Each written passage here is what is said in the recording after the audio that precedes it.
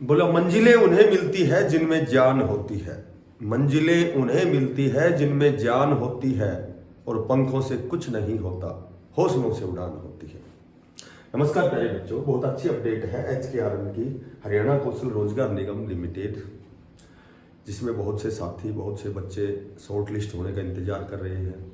लगभग 103 पदों पर ये वेरियस डिपार्टमेंट में भर्ती निकली हुई थी। ठीक है, 24 तारीख इसकी लास्ट डेट थी।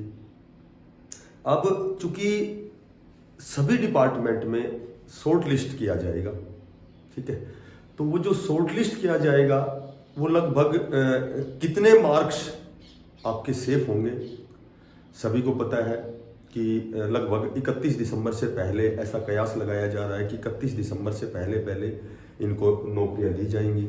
इन जो कॉन्ट्रैक्ट बेस के जो साथी हैं हरियाणा कौशल रोजगार निगम के तहत, देखो ये तो सभी को पता है कि भाई 20 नंबर यहाँ से हटा दिए गए हैं, 10 नंबर सोशो इकोनॉमिक के और 10 नंबर एक्सपीरियंस के, जो वेरियस प्रकार के डिपार्टमेंट में एक्सपीरियंस बनवाते थे। ठीक है, तो लगभग अमूमन वही बच्चे लगते थे जो एक तो जिनके पास ये जो एक्सपीरियंस था और प्लस जिनको सोशो इकोनॉमिक के 10 नंबर मिलते थे। ठीक है, किसी को 5, किसी को 10, तो ये बहुत मायने रखता था। तो वो बच्चे जो वास्तव में एलिजिबल थे उनको मौका नहीं मिलता था। अब 80 नंबर में से आउट ऑफ 80 यानी कि 80 नंबर से आपकी जो है कट ऑफ बढ़ेगी। इसमें एग्जाम कुछ है नहीं, ना कोई इंटरव्यू है ना कोई एग्जाम है। ठीक है, तो ये आपके जो डॉक्यूमेंट्स हैं, जो आपके पास दस्तावेज हैं, उसी के अनुसार ये आपको नौकरी इसका डिवाइडेशन होगा। अब मैं आपको बताऊं कि जिसकी 1 लाख से कम है, देखो 1 लाख से जिसकी कम है उसको तो कंफर्म ये सिलेक्शन मिलेगा HKRN में, क्योंकि उसको तो 40 नंबर मिलेंगे। जब आउट ऑफ 80 में से 40 तो उसके यही हो गए, प्लस जो कैंडिडेट जिसकी एनुअल इनकम कम है तो जाहिर सी बात है वो तैयारी भी करेगा, वो डिग्री और डिप्लोमा मिलेगा, हायर क्वालिफिकेशन भी होगी उसकी। ठीक है, और इनके भी मैक्सिमम चांस है जिनके एक एनुअल जो इनकम है 1,80,000 से कम है, तो उस कैंडिडेट को भी 30 नंबर मिलेंगे। तो ये भी बिल्कुल सेफ जोन में आता है। ठीक है, बाकी देखो कट ऑफ क्या है, कोई एग्जाम तो है नहीं। कट ऑफ का मतलब ये है, सेफ स्कोर का मतलब ये है कि 80 में से देखो किस डिपार्टमेंट में कितनी वैकेंसीज, कितनी नंबर ऑफ वैकेंसीज हैं, कितने कैंडिडेट्स ने फॉर्म अप्लाई किया है, तो उस हिसाब से कंपटीशन के हिसाब से वो कट ऑफ बढ़ती है। कई जगह तो 40-45 यदि नंबर बढ़ते हैं तो उनका भी सिलेक्शन हो जाता है। ठीक है, तो इसमें लगभग 1,80,000 से कम है उसको 30 नंबर मिलेंगे। देखो मैं आपको बहुत अच्छी बात बताता हूँ। एक तो टीचिंग के पदों पर HKRN में भर्ती होती है, एक नॉन टीचिंग।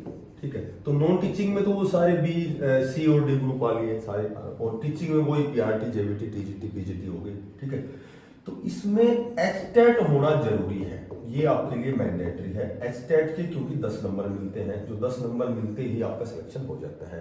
नॉन टीचिंग में CET पास, कॉमन एलिजिबिलिटी टेस्ट पास होना जरूरी है, तो आपको 10 नंबर मिल जाएंगे। ठीक है, और आपको मैं बताता हूँ भविष्य में भी ऐसा ही होने वाला है। ऐसा नियम बहुत जल्दी आपको देखने को मिलेगा कि बिना CET, बिना HTET आप HKRN में नियुक्ति नहीं ले सकते। ठीक है, क्योंकि ये एक मैंडेटरी होगी, ये एक सीमा रेखा होगी कि जो CET पास है वो HKRN में अप्लाई कर सकता है। और टीचिंग पदों के लिए जो HTET पास है, तो नए साथियों से मेरी हम्बल रिक्वेस्ट है कि जो नए साथी हैं, अभी CET होने वाला है, HTET होने वाला है, तो आपको ये क्वालिफाई करना है। अगर आपको ये देखना है कि भाई कम से कम और कुछ नहीं तो हमारी मूलभूत जो आवश्यकताएं हैं, रोटी कपड़ा और मकान, तो HKRN के तहत यदि हमने 5 साल तक कॉन्ट्रैक्ट बेस पे काम किया, वैसे भगवान चाह तो आप HKRN में लगने के बाद भी आप अच्छा प्रयास करें, बहुत अच्छी पोस्ट पे जाने के लिए प्रयासरत रहें, आप तैयारी बिल्कुल ही मत छोड़ना। ठीक है, किसी कारणवश आपका सिलेक्शन नहीं हुआ, किसी कारणवश आपका सिलेक्शन नहीं हुआ, तो HKRN एक ऐसा माध्यम है जहां आप थोड़ा सा अपना आजीविका भी चला सकते हो। प्लस में बहुत से बच्चे जिम्मेदार होते हैं, घर में बड़े होते हैं, तो उनके लिए ये HKRN भी बहुत अनिवार्य है। ठीक है, कई ऐसे कहते हैं कि HKRN में फिर हटा देंगे, ये भाई वो हटाना उनका काम है, आपका क्या काम है, आपको प्रयास करके जब तक आपको सरकारी बहुत अच्छी जॉब ना लगे तब तक आपको CET HTET करके HKRN तो ज्वाइन करना है, क्योंकि 5 साल के बाद में वो जॉब सुरक्षा जो एक्ट है वो 58 साल का लागू हो जाएगा। ठीक है, तो हमें 58 साल नहीं करने, हमें ये नहीं देखना कि भाई हमें तो 58 साल नहीं, हमें सिर्फ इतने समय तक करना है कि जब तक हम बहुत अच्छा प्रयास करके बहुत अच्छी पोस्ट पर ना चले जाए। तो ये बहुत जरूरी है। अब जो टीचिंग वाले हैं इनमें हायर क्वालिफिकेशन के 5 नंबर, जैसे कोई भी जेवीटी है वो मास्टर डिग्री भी होगा, पीएचडी होगा, एमफिल होगा, तो ये मास्टर जो भी हायर क्वालिफिकेशन के 5 नंबर। नॉन टीचिंग वाले हैं, सीओडी ग्रुप वाले हैं, तो इनके पास टेक्निकल यदि डिप्लोमा है, कोई आईटीआई है, कोई पॉलिटेक्निक है, तो यहाँ इनको 5 नंबर मिलेंगे। तो बाकी चीजें तो छोड़ दो, बाकी तो कॉमन चीजें हैं। ये 3 चीज मेन है जो आपका सिलेक्शन HKRM में करवाएंगे। ठीक है, आपको HKRM ज्वाइन करना अनिवार्य है जब तक आपको कोई सरकारी जॉब नहीं लगती, लेकिन आपको करनी मात्र 1 साल या 2 साल के लिए है कि भाई हमें 1 से 1.5 से 2 साल में हमें किसी वेरियस प्रकार की सरकारी डिपार्टमेंट में हमें नियुक्ति लेनी है। ये दिमाग में बैठाओ। और HKRM में मैं आपको बताता हूं कि लगभग 50-80 में से 50+ जिसका स्कोर बनता है उसका किसी न किसी डिपार्टमेंट में भी वो सिलेक्शन ले लेगा। ठीक है, हो सकता है कि टीचिंग में तो 55+ तक चला जाए, हो सकता है किसी में, मैंने बताया था ना अभी कि भाई किस डिपार्टमेंट में कितनी वैकेंसीज हैं, कितने नंबर ऑफ कैंडिडेट्स हैं, उस हिसाब से कंपटीशन है। और ये मैं आपको बताता हूँ, एस्टेट और सीईटी मैंडेटरी है, बाकी 1 लाख से कम। अब एज की बात करूं मैं, इनके साथ प्लस में एज है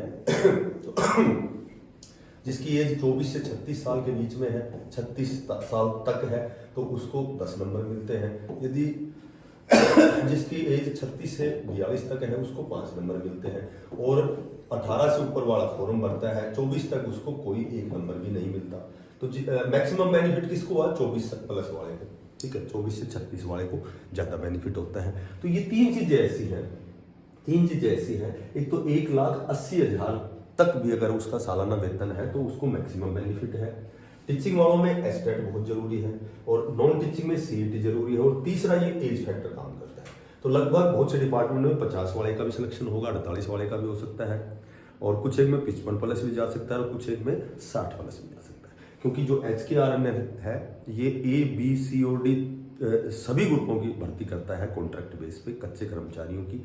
5 साल बाद वो सेफ होंगे, 7 साल बाद हो सकता है 0 से 5 साल का भी कोई नियम निकल के आएगा।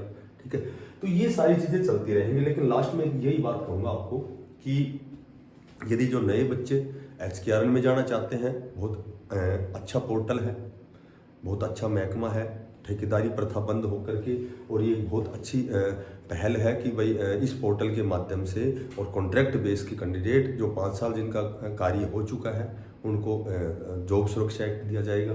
तो ये चीजें बहुत, देखो कोई चीज दोनों स्तर पे होती है, अच्छी भी होती है, बुरी भी होती है। अच्छी इसलिए नहीं है कि कई बार इसमें लगने के बाद बच्चा अपने आप को सेफ मानता, भैया हम तो पक्के हो गए, 58 साल हो गई, वो वहीं संतुष्ट हो जाता है। ठीक है, और कई ऐसे हैं कि इसमें इसलिए लगना चाहते हैं कि हम थोड़ा सा अपनी आजीविका भी चलाएंगे और प्लस अच्छी तैयारी करके इसको स्वेच्छा से छोड़ के भी चले जाएंगे। ठीक है, तो देखो संतुष्टि बहुत अच्छी चीज है, लेकिन महत्वाकांक्षा होना बहुत जरूरी है। बोला गोधन गज धन बाजी धन और रतन धन खान, और जब आवे संतोष धन सब धन धूरी समान।